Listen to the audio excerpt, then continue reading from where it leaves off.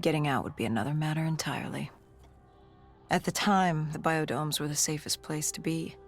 With the outbreak of 2060, the Immortals seized the marina and dug in. The biodomes were impenetrable. Dead-proof. Hendricks had a contact, Danny Lee. He was slimy as they come, but he could get us transport. Not only that, Taylor had beaten us out of the biodomes, and Danny claimed to know where he was heading. They had this information. Danny was convinced Gojulan had info on her central server. They were doing us a solid, really. But that didn't come cheap. They wanted food, water, weapons, reinforcements from the Winslow Accord. We agreed to their terms, with no idea if we could honor it. The Immortals were a people of their word, and quite efficient in punishing those who did not act the same. Danny was in a bad mood. The Immortals weren't exactly happy to see us. They knew our part in what had happened in Coalescence. Danny went so far as to accuse us of opening the containment zones ourselves. Hendricks persuaded him otherwise. But that didn't change how I felt. We were there. We had our chance to stop Diaz in the server room. You cannot blame yourself for what is out of your control. There were powers in play far greater than your own.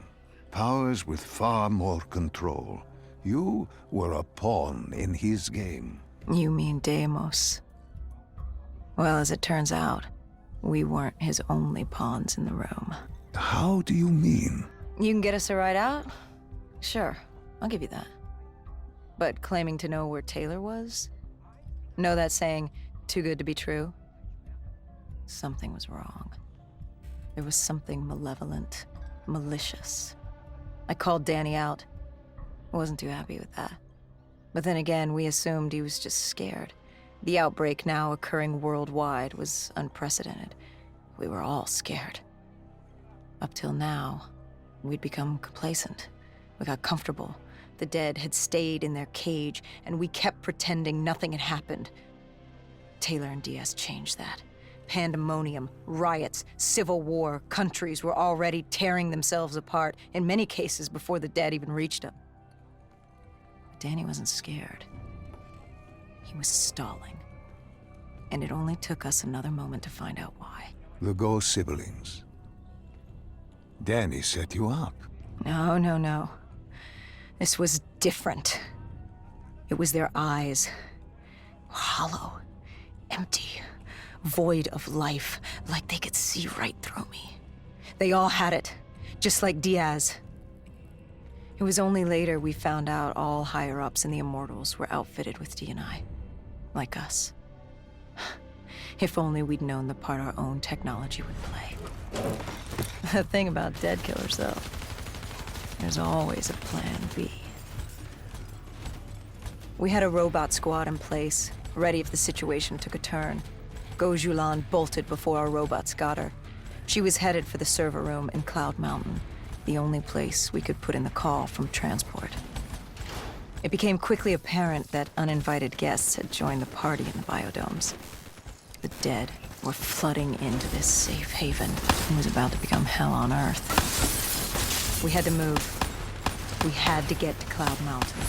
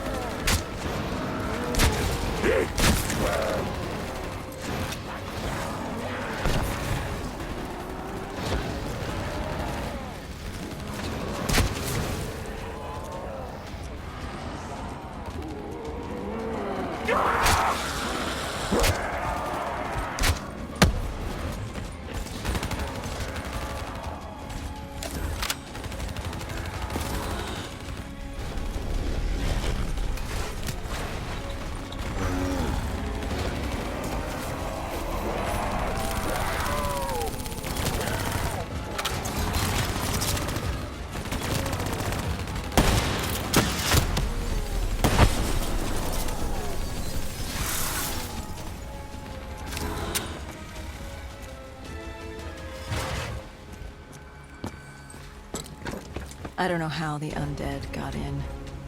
A forgotten open gate. A child's mistake. A poorly nailed board over a window. It didn't matter. It was spreading fast. We were already outnumbered 20 to 1. The remaining humans scrambling away, or locked in their homes.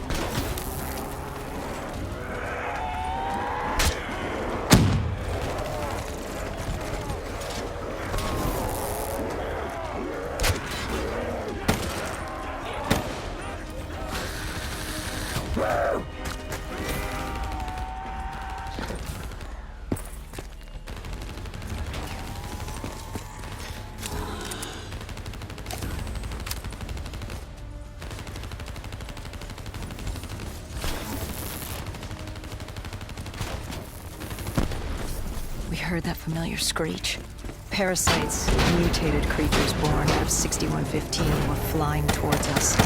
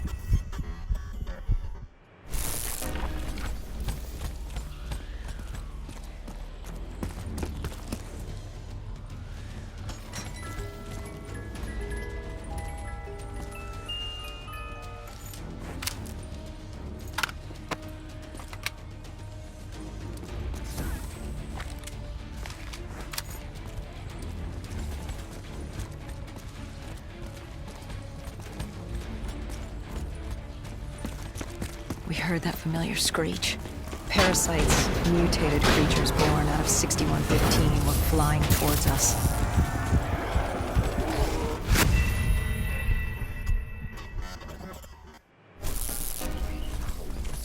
We heard that familiar screech. Parasites, mutated creatures born out of 6115, were flying towards us.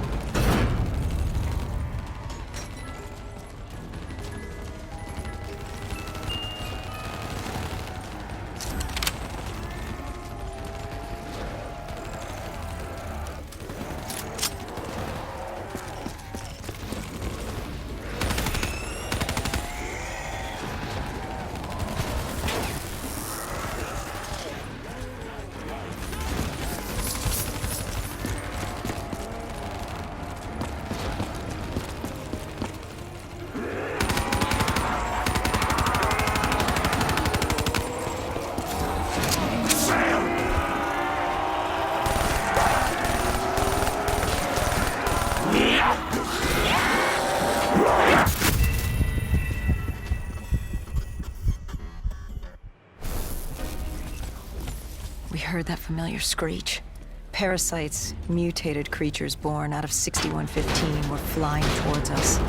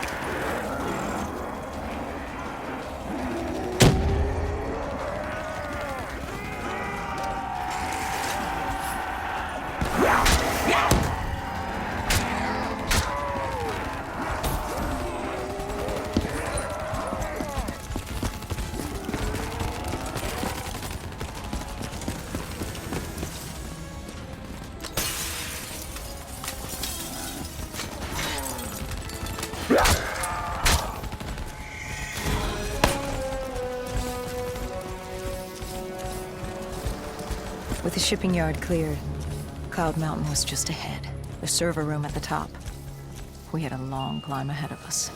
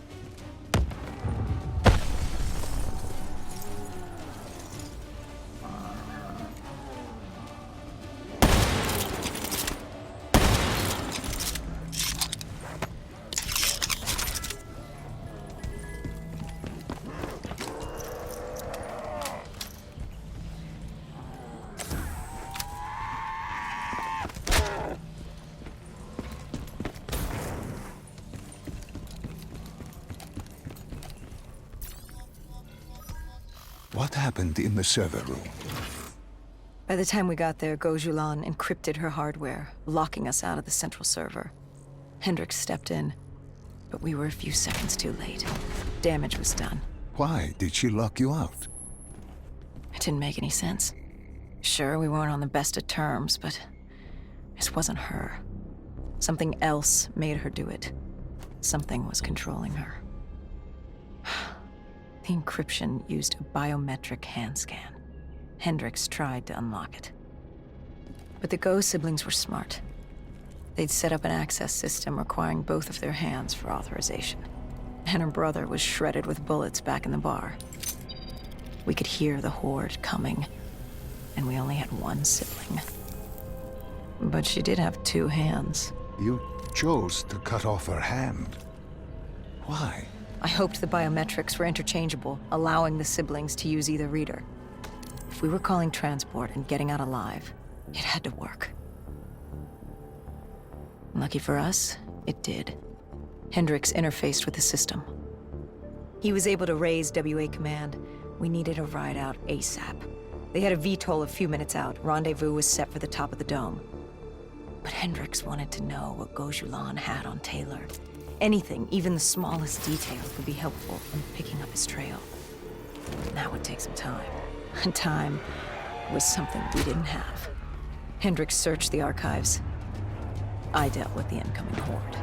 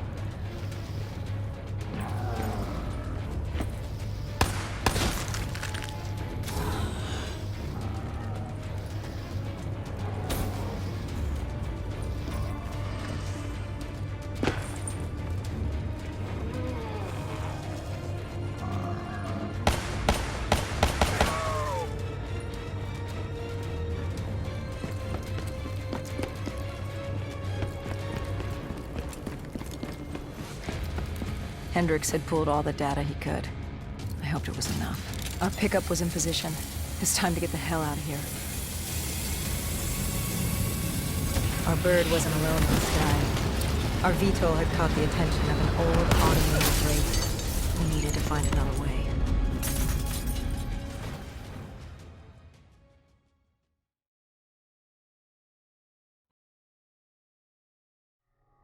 This wraith tailing you. It was like the malfunctioning robots you found in different quarantine zones? The kind targeting anything and everything as an enemy. Just like that. Except on a much larger, more deadly scale. And this one was very interested in us. Command had an exit route. Extraction set beyond the swamps. If we crossed the super trees, there were shipping docks where we could commandeer an airboat. It's easier said than done.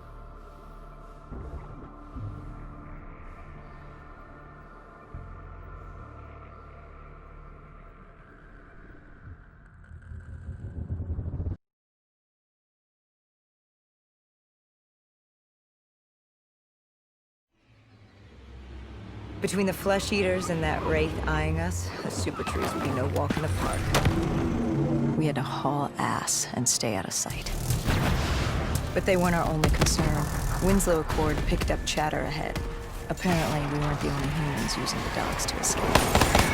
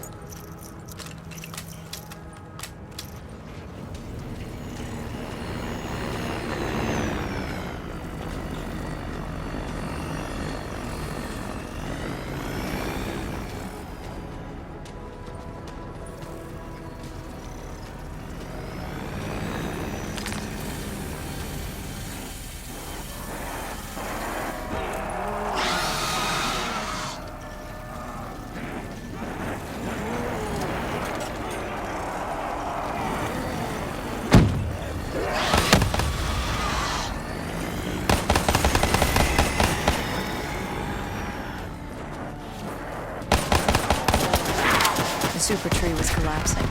The only safe route to the docks was up. Chatter confirmed the 54 immortals were scrambling to get out of the biodomes through the swamps.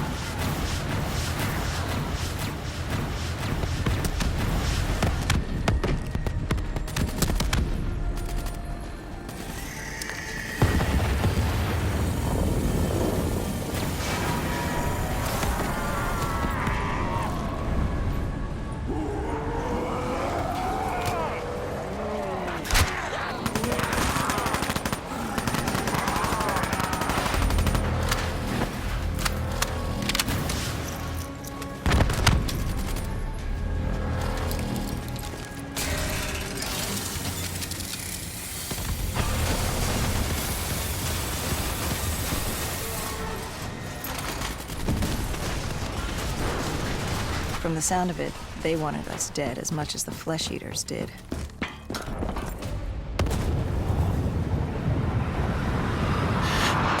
Looked like we were jumping from one bad situation into another.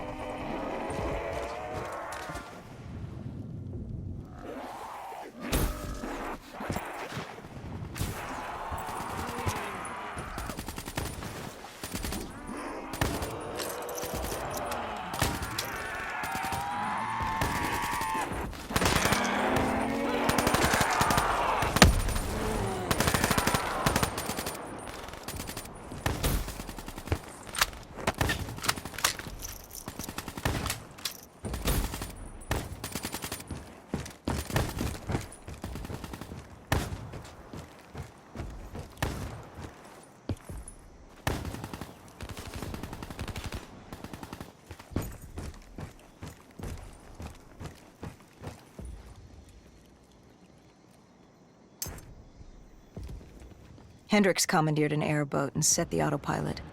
We had undead on our ass, and more 54I ahead. And that rogue wraith wasn't done with us yet.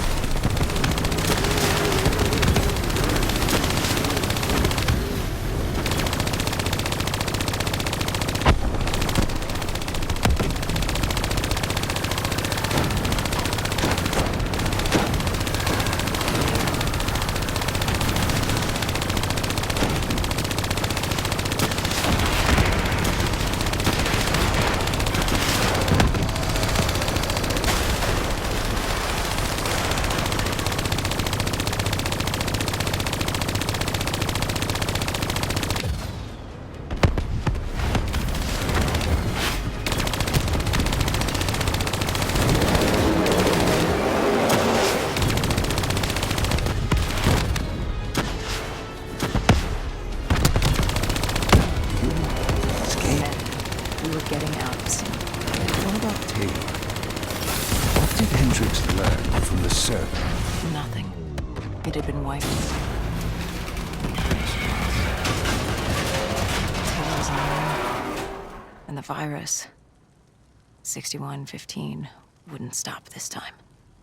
The Winslow Accord and CDP had been thrown into chaos. We'd lost Hong Kong, Berlin, and Cairo. And it was just getting started. What would come next? How the world would change? There was no way to be ready for that.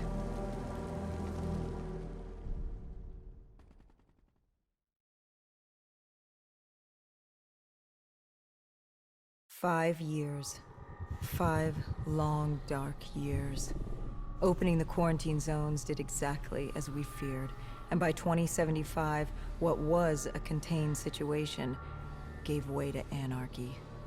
Humanity's numbers had been reduced to a few hundred mil scattered across the globe. The undead had risen to 7 billion. Taylor was in the wind, a faded reminder of our inability to stop Armageddon. There was still a Winslow Accord kill-on-sight ordinance in place, but he was a distant memory, until the aquifers. We were on a routine bombing run outside Cairo. Our orders were to bomb the dead into the next life.